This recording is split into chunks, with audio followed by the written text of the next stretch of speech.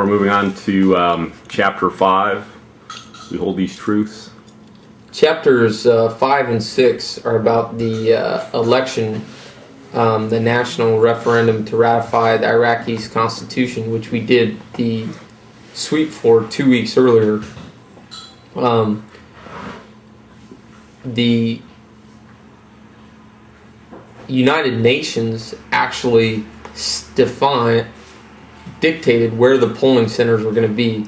They did not consult the military units, so I'm assuming somebody with a map in a city other than Ramadi said, we're going to put a polling center at this school, this school, this school, and this school, and they did not contact the battalion commander to coordinate whether these areas were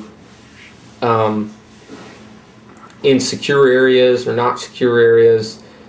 One of the polling centers they dictated was going to be down here, and this was a bad part of town at the Al-Fatwa school.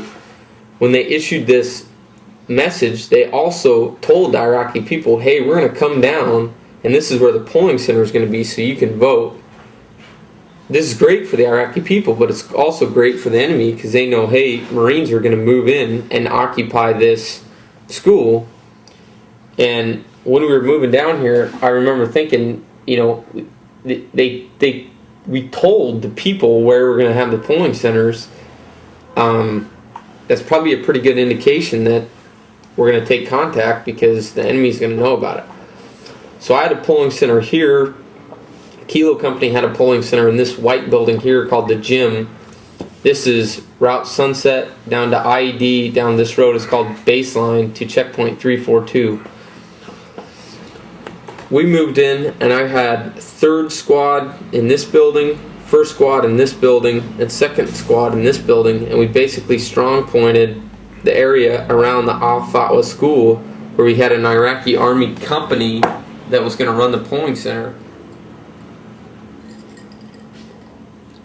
When we moved down, we were going to be in this area for over 48 hours, and any time that you would stay in an area for over 48 hours, we would try to reinforce the buildings with sandbags and bulletproof glass to avoid taking casualties if we came under contact. So we hardened these buildings, and we were trying to get the Iraqis to harden the school. And while we were doing this, we had an ID blow up here. We took 2 RPG shots in here. We took mortars. One of the nights, ID team tried to lay in an ID at checkpoint 342 in order to disrupt logistics trains that were going to Kilo Company site over here, and one of the squads shot the ID team, and we basically took 48 hours of sustained contact to keep this polling center open, and we had 1 civilian vote, and we're fairly certain that it was an insurgent just casing out the joint. Like, no civilians voted at that poll. In Ramadi, in all of Iraq, the Shia people in the south came out and voted, so that we view the referendum as a success.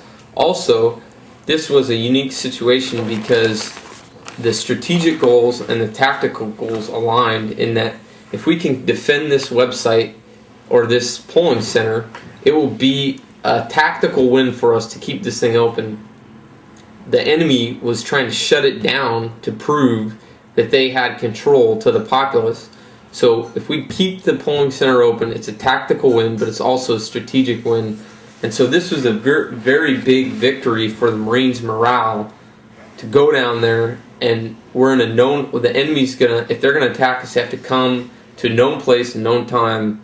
And so when we did the mission for the elections, we took contact and we had some casualties and stuff, but it was almost like it made sense because, hey, we got this mission that's important. It's not some mission that we don't think is important. It's an important mission, and what we do at the tactical level will help out the strategic goal.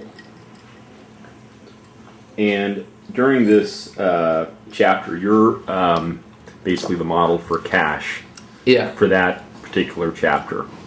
Is that correct? correct, yes. And then can you just give us an exact timeline? You mentioned an IED attack, mortar attack, and some other things, but during that 48-hour period, can you just kind of walk us through a specific timeline? We occupied this school on October 14th at like 4 o'clock in the morning. And